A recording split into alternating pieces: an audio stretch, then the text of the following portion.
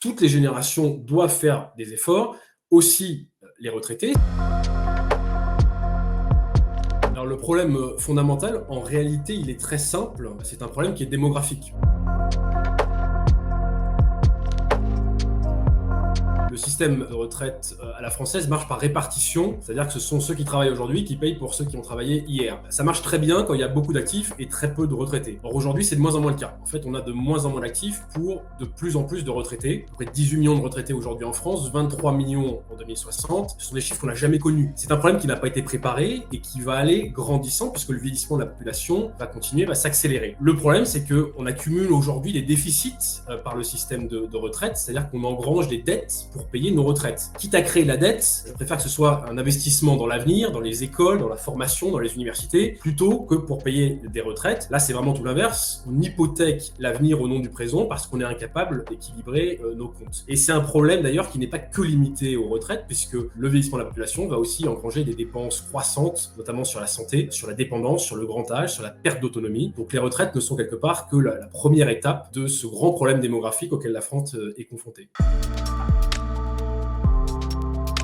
Ce qui pénaliserait aujourd'hui les jeunes générations, c'est de ne rien faire, c'est de surtout ne rien toucher au système de retraite actuel. Aujourd'hui, ces jeunes générations sont confrontées à des taux de cotisation records qu'aucune génération auparavant n'a connu, et puis elles vont devoir partir beaucoup plus tard à la retraite qu'aujourd'hui, avec des conditions beaucoup moins intéressantes que celles dont bénéficient les retraités d'aujourd'hui. Donc c'est un peu la triple peine pour ces nouveaux arrivants. Une des solutions pour régler le problème financier et démographique, c'est de faire travailler un peu plus ceux qui sont proches de la sortie du marché du travail, pour qu'ils cotisent aussi un petit peu plus.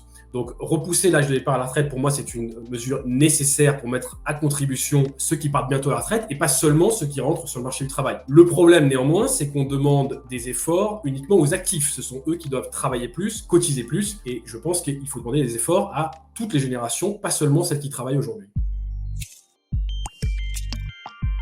Ce qu'il faut bien comprendre, c'est que la démographie, elle a un coût et qu'il n'y a aucune raison pour que ce coût soit uniquement porté par les nouvelles générations. Toutes les générations doivent faire des efforts, aussi les retraités. C'est une question de solidarité intergénérationnelle. Collectivement, les retraités ont les moyens de contribuer à cet effort. Je rappelle qu'en France, on est un des rares pays où les retraités sont en moyenne plus riches que les actifs. Je pense aussi qu'ils en ont la responsabilité, puisqu'il faut bien comprendre que beaucoup de retraités, notamment la première vague des baby-boomers, n'a pas assez cotisé. Elle touche aujourd'hui en pension 2 fois ce qu'elle a cotisé pendant sa vie active. Donc là, il y a clairement un décalage de financement qu'il faut combler. Enfin, je pense que les retraités ont aussi la responsabilité de contribuer à cet effort. C'est une forme de devoir, le devoir multiséculaire d'aider les nouvelles générations, en tout cas de ne pas leur laisser une dette de financement. Il y a aussi, d'une certaine façon, un renvoi d'ascenseur après le Covid qui a coûté très cher d'un point de vue économique, pour lequel tout un pays s'est quand même confiné, mobilisé dans un formidable élan de solidarité entre les générations pour protéger les personnes âgées. Il est normal aujourd'hui qu'elles soient aussi mises à contribution pour rétablir nos comptes sociaux. Alors comment faire